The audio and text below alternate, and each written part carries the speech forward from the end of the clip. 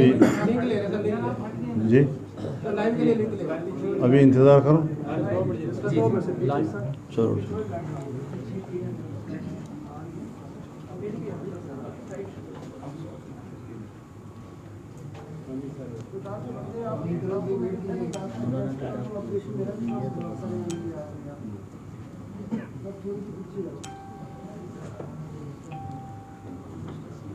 دوستوں بتائیے گا.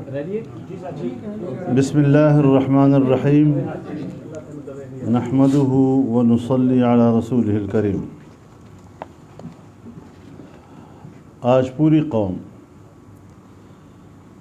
انتہائی دکھ اور اضطراب سے دوچار ہے. جو کچھ لاہور میں ہوا اور ہو رہا ہے اور جس طریقے سے لاہور میں ایک کربلا برپا کیا گیا ہے، سب سے پہلے میں اس کو ایک ریاستی دہشت گردی قرار دیتا ہوں اور شدید الفاظ میں ہم اس کی مذمت کرتے ہیں.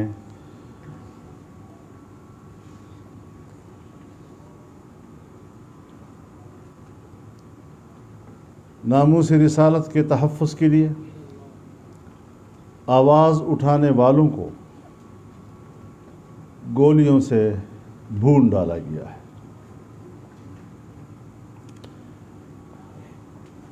زخمی اور شہداء مسجدوں میں پڑے ہوئے ہیں. ان پر ہسپتالوں کے دروازے بند کر دیے گئے ہیں. ان تک ایمبولینسز کی رسائی روک دی گئی ہے. یہ تو کوئی شقی القلب دشمن ہی ایسا کر سکتا ہے،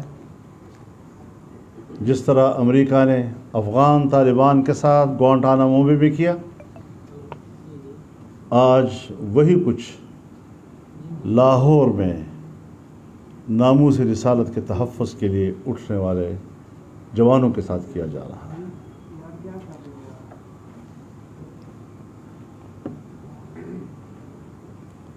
پی ٹی آئی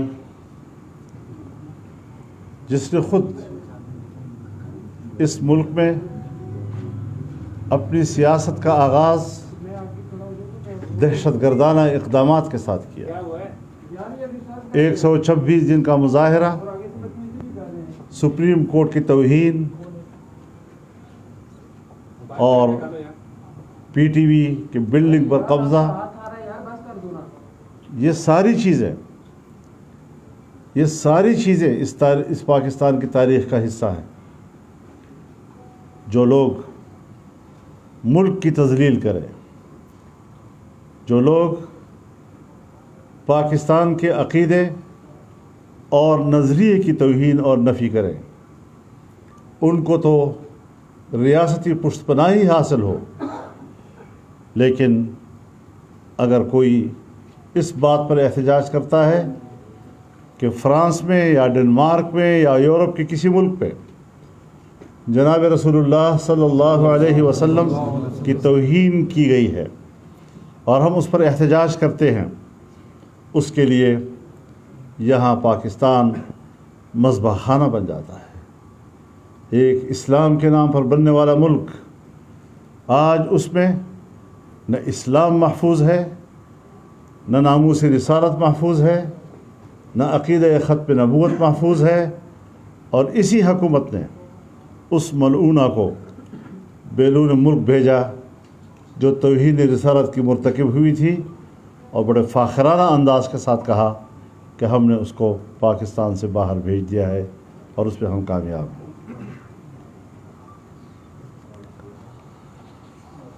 آج عمران خان فرانس کا ہیرو بنا ہوا ہے. شرم آنی چاہیے. جس ایجنڈے کے لیے اور جس ایجنڈے کی تکمیل کے لیے ان کو اقتدار میں لایا گیا، آج وہ چہرے بھی بے نقاب ہو گئے ہیں۔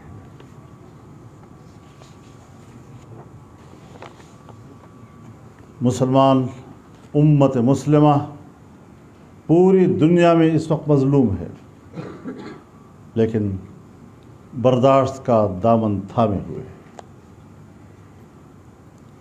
مغرب کے رویے کے نتیجے میں اور پاکستان کی ریاستی قوتوں کے رویوں کے پیش نظر معاملہ اب ریاستوں کے ہاتھ سے نکلتا جا رہا ہے۔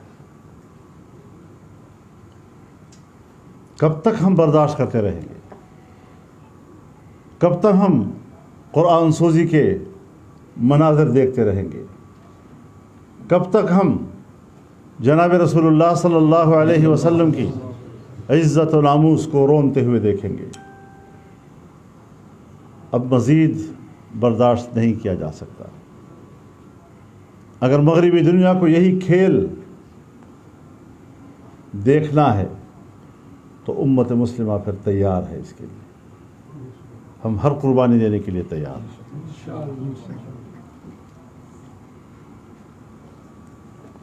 فرانس کے سفیر کا مسئلے کو عزت کا مسئلہ کیوں بنایا گیا؟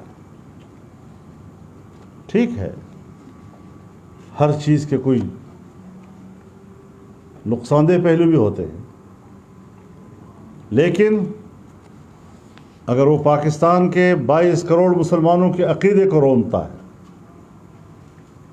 جناب رسول اللہ صلی اللہ علیہ وسلم کی توہین کا مرتکب ہوتا ہے، تو پھر ان کو معلوم ہونا چاہیے کہ ہمارے نزدیک اپنے رسول اللہ کی عزت و ناموس اول، ہماری زندگیاں بعد میں۔ اگر ہمارے پیغمبر کا ناموس محفوظ نہیں تو ہمیں زندہ رہنے کا کوئی حق حاصل نہیں۔ لہٰذا میں اعلان کرتا ہوں کہ فرانس کے سفیر کا جانا اب ٹھہر گیا ہے اور اب اس میں مصلحتوں کی کوئی گنجائش باقی نہیں رہی۔ میں پنجاب پولیس سے بھی کہنا چاہتا ہوں کہ وہ اپنے بڑوں کے وہ احکامات جو پوری دنیا میں ریاستی دہشت گردی کے زمرے میں آتی ہے، پنجاب پولیس اپنے افسروں کے احکامات کو تسلیم کرنے سے انکار کر دے اور اپنے مسلمان بھائیوں پر گولی چلانے سے باز آ جائے۔ یہ ان کے نجات کا راستہ ہے۔ جو مناظر ہم دیکھ رہے ہیں وہ مناظر ناقابل برداشت ہیں، وہ انسانی مناظر نہیں۔ یہی مناظر جب کشمیر میں ہوں گے تو آپ کہیں گے ہندوستان کی ریاستی دہشت گردی۔ یہی صورتحال جب فلسطین میں ہوگی تو آپ کہیں گے اسرائیل کی ریاستی دہشت گردی۔ تو پھر اگر پاکستان کی ریاست اور اس کے ریاستی ادارے اور اس کی ریاستی قوتیں اپنی قوم کے اوپر اس طرح گولیاں چلاتی ہیں، بختر بند گاڑیاں ان کے اوپر چڑھاتی ہیں، تو کیا ہم ان کو ریاستی دہشت گردی نہیں کہیں گے؟ حکمران اور ان کے وزراء سن لیں، ہمارے نزدیک پی ٹی آئی اور ان کے وزراء دہشت گرد ہے۔ رسول اللہ کی ناموس کے لیے لڑنے والے یہ دہشت گرد نہیں ہو سکتے۔ کیا حالات پیدا کرنے جا رہے ہو؟ کیا ارادے ہیں تمہارے؟ ہم اس ملک میں غیر آئینی حکمرانی تسلیم نہیں کریں گے، ہم نے آج تک بھی نہیں کی۔ لاہور میں یزید کی یزیدیت نے جو کربلا نافذ برپا کی ہے، آج وہ بے نقاب ہو گئے ہیں۔ ہم مطالبہ کرتے ہیں کہ جو معاہدات ان کے ساتھ ہوئے ہیں، ان معاہدات کے فریق کون ہیں؟ ان معاہدات کی عبارت کیا ہے؟ ان معاہدات کے نکات کیا ہیں؟ ان معاہدات پر دستخط کرنے والے کون ہیں؟ یہ ساری تفصیل پارلیمنٹ میں لائی جائے، عوام کے سامنے لائی جائے۔ دہشت گرد کے ساتھ معاہدہ کرنے والا بھی تو دہشت گرد ہی کے زمرے میں آئے گا نا۔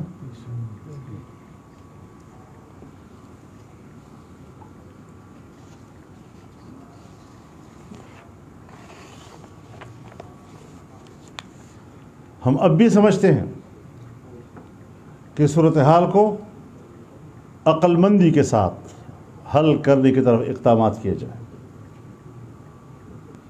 ہر چند کے مسئلہ جذباتی ہے، ہر چند کی ریاست کی طرف سے ظلم ہوا ہے، لیکن ہم پھر بھی سمجھتے ہیں کہ اب بھی وقت ہے مسئلے کو سنبھال لو. لیکن ساتھ ساتھ میں یہ واضح اعلان کرنا چاہتا ہوں کہ اگر TLP کے شہداء کے جنازے اور ان کے زخمی اسلام آباد کی طرف روانہ کیے گئے تو ہم ان کے ساتھ ہوں گے انشاءاللہ. بہت سے علماء اس وقت گرفتار کیے جا رہے ہیں، چاہے اس کا تعلق TLP کے ساتھ ہے یا نہیں ہے. مفتی کفایت اللہ صاحب گرفتار ہے، کیوں؟ کس بات پہ؟ کسی نے بیان دے دیا ان کے حق میں، ہمارے ہی کارکنوں کو گرفتار کیا جا رہا ہے.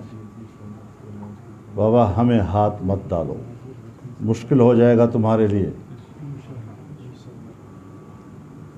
ہم زندہ لوگ ہیں، ہم میدان کے لوگ ہیں، اور تم جیسے لوگوں کے ساتھ میدان میں جھپٹنا جانتے ہیں.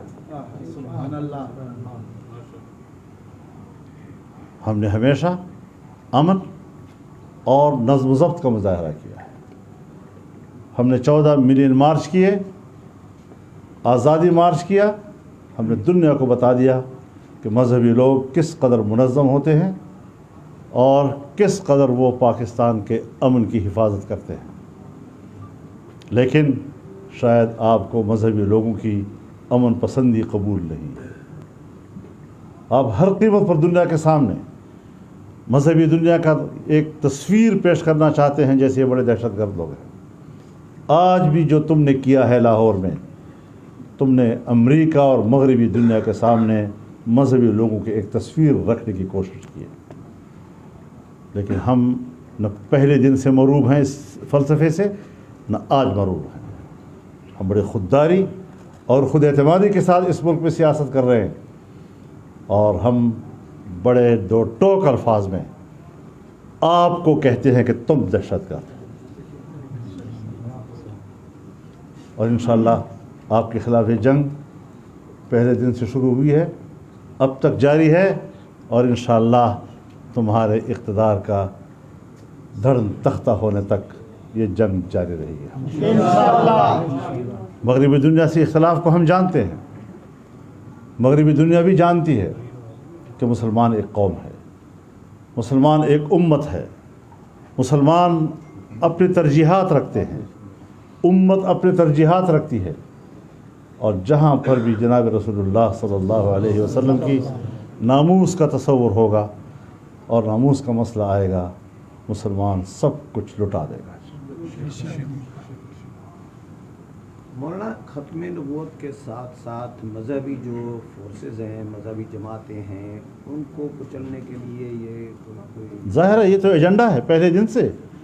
9/11 کے بعد مسلم دنیا کی ریاستوں کی بھی یہی ڈیوٹی لگائی گئی ہے کہ اپنے اپنے ملک کے مذہبی حلقے اور دینی حلقے کو کچل ڈالو. لیکن انشاءاللہ وہ نہیں ہیں، مشرف نہیں ہیں، اور ہم ہیں. مولانا، آپ سمجھتے ہیں کہ زرداری صاحب اور نواز شریف صاحب یہ سب بھی انہی نکات پہ آپ کے پیچھے چلیں گے، اور کوئی ایسی چیز جو بیرونی دنیا کی ہے وہ اس سے مروب نہیں ہوں گی، یا صرف مذہبی جماعتیں اکٹھے ہوں گی؟ دیکھیں، میں اس وقت متحدہ مجلس عمل کے پلیٹ فارم سے گفتگو کر رہا ہوں اور اپنا نقطہ نظر دے رہا ہوں. مجھے یقین ہے کہ جو ہماری سوچ ہے وہ ہر مسلمان کی سوچ ہے. اس سوچ سے اختلاف اگر کر سکتا ہے تو یا PTI کر سکتی ہے یا اس کے سرپرست کر سکتے ہیں. مولانا صاحب ایک طرف سے تو کہا جاتا ہے کہ ان کے بیان نہ چلائیں، اور دوسری طرف سعد رضوی صاحب کے زور دیا جاتا ہے میڈیا پہ کہ ان کا بیان چلائیں، تو اس پہ کیا کہیں گے سر؟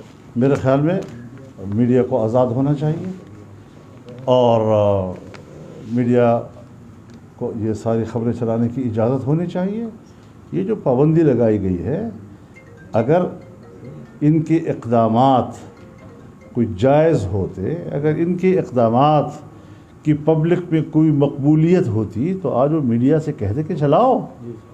یہ منہ دکھانے کے قابل نہیں ہے.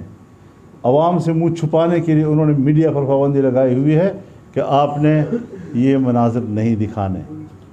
مولانا صاحب یہ آپ نے متحدہ مجلس عمل کے پلیٹ فارم سے آپ یہ گفتگو کر رہے ہیں, تو کیا آپ نے پی ڈی ایم یا باقی جو اپوزیشن جماعتیں ہیں اس اسپیسیفک اس مسئلے کی اوپر ان سے رابطہ کیا ہے کہ یہ ایک جو صورتحال؟ دیکھیے میں جو بات اس وقت کر رہا ہوں, میں ایک بڑے ذمہ دار پلیٹ فارم سے بات کر رہا ہوں اور ہم رابطہ کریں گے بھی, لیکن اس وقت انیشیل جو ایک رد عمل ہم دے رہے ہیں وہ اس وقت متحدہ مجلس عمل کا ہے, اور ایک مذہبی جماعت کے ناطے ایک دوسرے مذہبی جماعت کے ساتھ جو ظلم ہوا ہے اس پر ہم اپنا رد عمل دے رہے ہیں.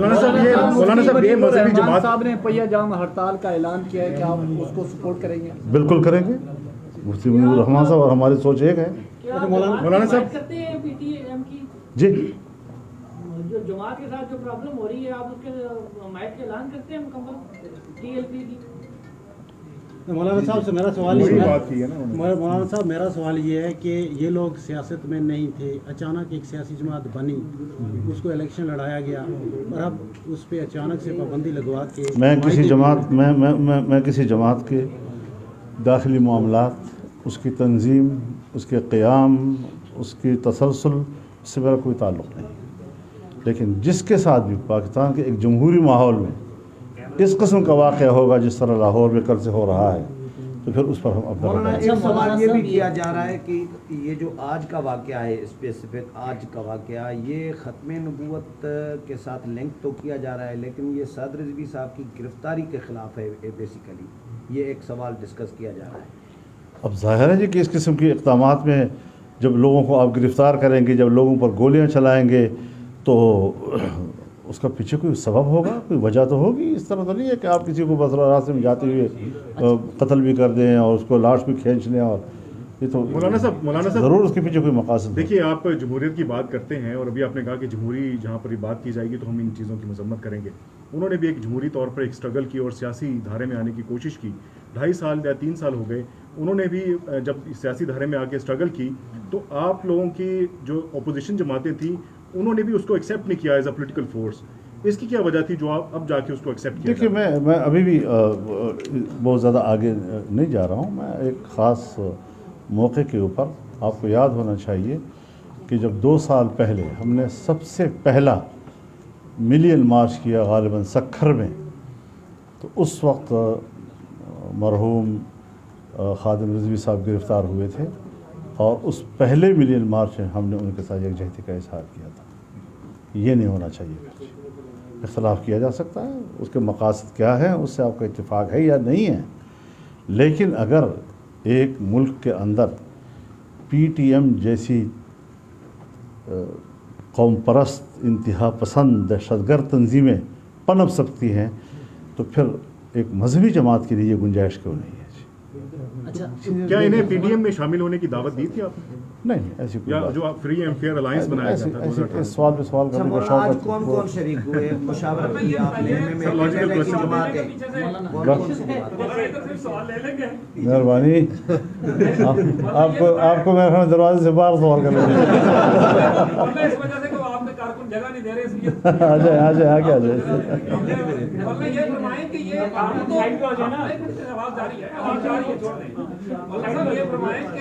ہم تو متحدہ مجلس عمل کو بھول چکے تھے, جماعت اسلامی بھی چھوڑ چکی تھی, کوئی بھی نہیں تھا. یہ آج متحدہ مجلس عمل کہاں سے نکل آئی؟ بہت اچھی بات ہے, یہی آپ سے توقع تھی.